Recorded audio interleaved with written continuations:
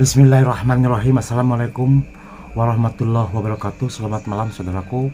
Pada kesempatan kali ini kita akan membahas masih tentang Satrio Piningit yang lulus menjadi seorang ratu adil dengan judulnya Satrio Piningit Memang Edan. Selamat menyaksikan.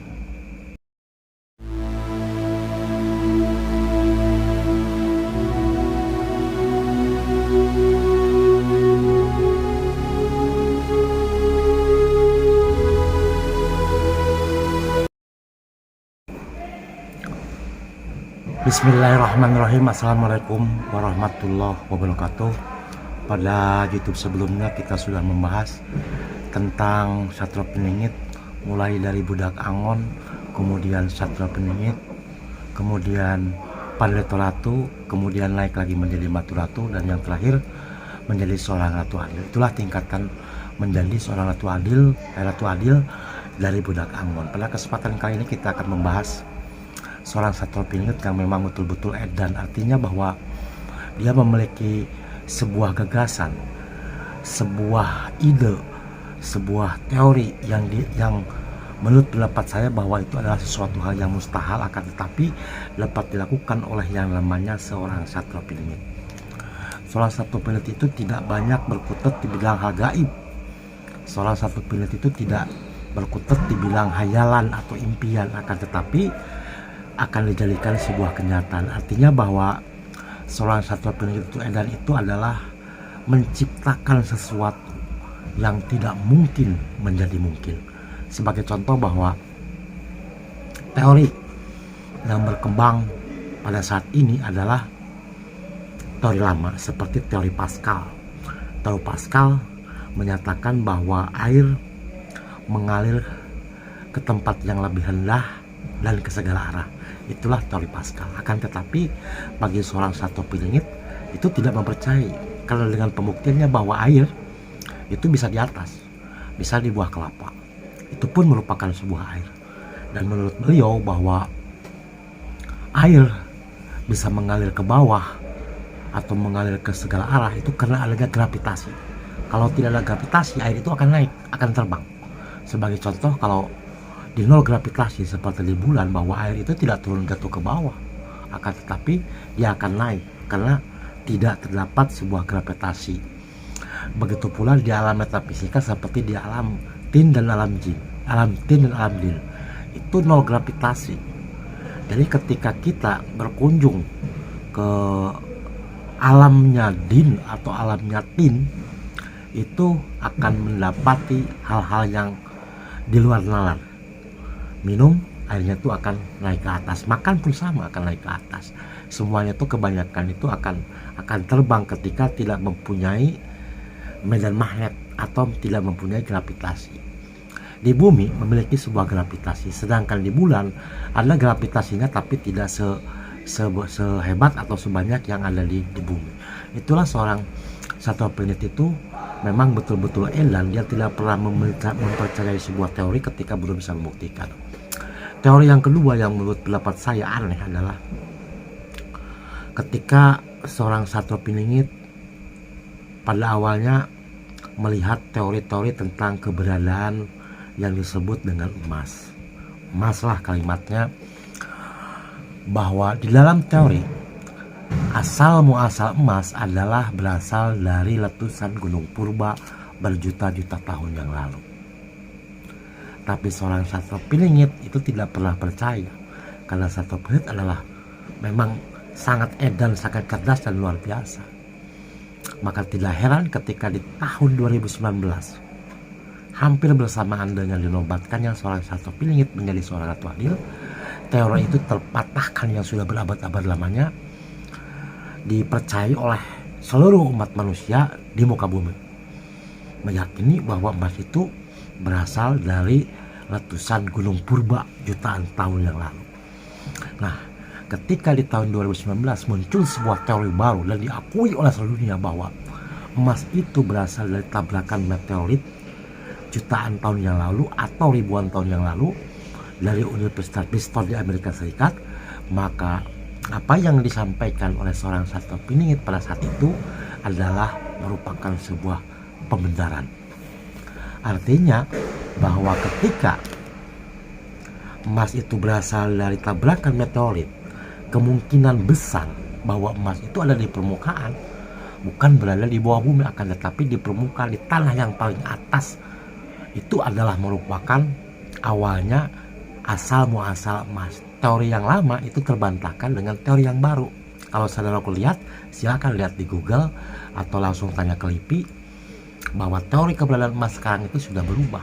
Yang berabad-abad lamanya, teori itu yang menyampaikan bahwa emas itu berasal dari letusan gunung purba, dan yang sekarang itu dirubah teori itu, saudaraku. Jadi emas itu berasal dari tabrakan meteorit. Suka atau tidak suka, itu adalah sebuah teori yang diakui di seluruh dunia bahwa emas itu berasal dari tabrakan meteorit. Pakai logika pikiran kita, kalau itu berasal dari ruang angkasa, emas itu akan jatuh bisa ke bumi, bisa ke bulan, bisa ke Pluto, bisa kemana saja. Karena itulah tabrakan meteorit. Meteorit itu ketika bertabrakan itu di dalam 20.000 misalnya feet, itu kan oksigen sudah berkurang dan gravitasi pun sudah berkurang. Maka ada kemungkinan bahwa emas itu bisa ke bumi, bisa ke planet lain. Nah, ketika orang itu berbicara tentang emas, hanya satu piningit atau orang yang disebut dengan manusia pilihan atau orang yang disebut dengan Ratu Adil itu di tahun 2019 adalah merupakan awalnya merupakan sesuatu yang aneh. Jadi artinya satu piningit itu lebih cerdas daripada saya, daripada kita. Karena teori itu harus dibuktikan dengan sebuah kebenaran. Kalau logika pun menurut beliau bahwa ketika gunung purba meletus lalu terciptalah emas, satu berpikir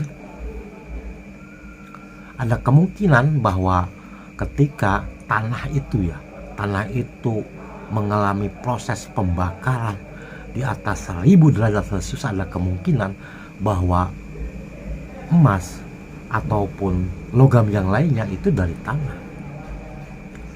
Itu merupakan sesuatu hal yang memang menurut pendapat saya di luar jangkauan otak saya, tapi itu merupakan sebuah kenyataan.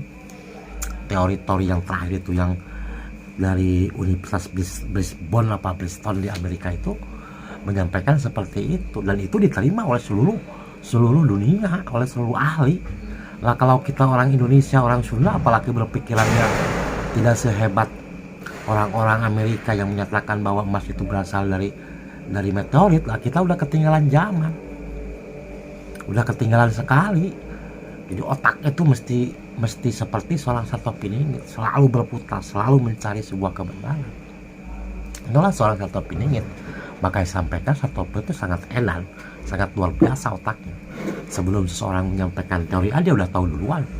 Teori itu udah tahu duluan seorang Satwa Piningit. Maka tidak heran generasi ke depan, karena kita akan dimusnahkan oleh alam 31 tahun ke depan, kita akan dimusnahkan oleh alam, kita akan meninggal. Usia saya 55 tambah 31, ya bulan-bulan 80 sekian lah masih hidup. Terakhir dimusnahkan oleh alam. Dan seorang Satwa Piningit itu akan menurunkan keturunan manusia osmos yang akan melanjutkan kehidupan di bumi. Itulah Satwa Piningit. Cerdas pikirannya, tidak mudah percaya. Tidak mudah percaya dengan teori, dengan hadis-hadis, tidak mudah dia. Dia harus betul-betul mendapatkan bisikan itu, istiharoh itu bertahun-tahun, tidak semudah kayak kita menerima teori gitu. Wah, menyatakan. Dan memang dalam teori emas sendiri yang saya tahu bahwa ada emas itu dari batuan, memang ada emas itu dari tanah aluvial. Ya kalau saudaraku berpikirannya ke teori-teori zaman purba, ya nggak akan maju-maju, mundur. Iya, harus diasah otak kita itu, harus benar-benar cerdas. Seperti itu yang disampaikan oleh Satwa Piningit kepada saya ketika masih berkomunikasi. Nah, ada lagi bahwa seorang Satwa Piningit itu tidak mudah percaya ketika bahwa teori Darwin itu muncul, bahwa manusia itu satu spesies atau leluhurnya itu ya sebangsa monyet lah. Satwa Piningit itu tidak percaya. Tidak semudah seperti kita diterima gitu pelajaran di sekolah atau dari guru atau dari siapapun. Satwa Piningit tidak bisa. Harus dia buktikan dulu. Baru ketika ada pembuktian dia percaya. Kalau tidak itu ya tidak akan pernah percaya. Maka seorang Satwa itu sangat berhati-hati, sangat teliti sekali, dan memang itulah yang membedakan antara Satrio Piningit dengan diri saya atau dari saudaraku semuanya. Harus belajar kembali sekalipun usia kita sudah tua lah, usia saya 55 barangkali ada yang lebih tua dari kita. Namanya belajar itu setiap saat dan waktu, sama seperti berzikir kepada Allah kan setiap saat dan waktu yang disampaikan oleh leluhur kan seperti itu. Minimal kita mempunyai pemikiran yang modern lah, jangan kembali lagi ke pemikiran-pemikiran lama yang memang membodohi kita. Seperti sejarah kan kita dibodohin. Katanya Belanda mencari rempah-rempah, berdagang. Loh, kalau mencari rempah berdagang kenapa banyak penggalian? Banyak penggalian emas, penggalian crude oil, minyak bumi kan? Itu kan yang sesungguhnya kalau dia untuk mencari rempah-rempah kenapa ke Indonesia? Di India banyak dan lebih subur di India. Tapi itulah sejarah. Ya mudah-mudahan sih Nyonya tua Maerot dari Belanda kan mudah-mudahan bisa mengubah keturunan, mengubah sejarah di Indonesia. Cepat atau lambat sejarah akan dirubah ya, kecuali kan nanti ada pembalasan yang dilakukan oleh orang-orang yang tidak terlihat oleh mata terhadap negaranya. Karena sesungguhnya Satrio Piningit itu diciptakan oleh orang-orang Yahudi Belanda untuk mencari keturunan raja dia terdahulu. Wajar dong kalau keturunannya balas dendam kan seperti itu. Karena kita diajarkan kan seperti itu. Kalau mencuri kan dipotong kan tangannya. Apakah itu balas dendam atau bukan? Membunuh kan dibunuh juga. Contoh dalam Saudi, orang membunuh dibunuh juga kan. Orang mencuri dipotong tangannya. Apakah itu balas dendam? Dan itu akan dilakukan oleh yang namanya seorang Ratu Adil. Terima kasih saudaraku. Mudah-mudahan saudaraku semuanya sehat walafiat. Wassalamualaikum warahmatullahi wabarakatuh.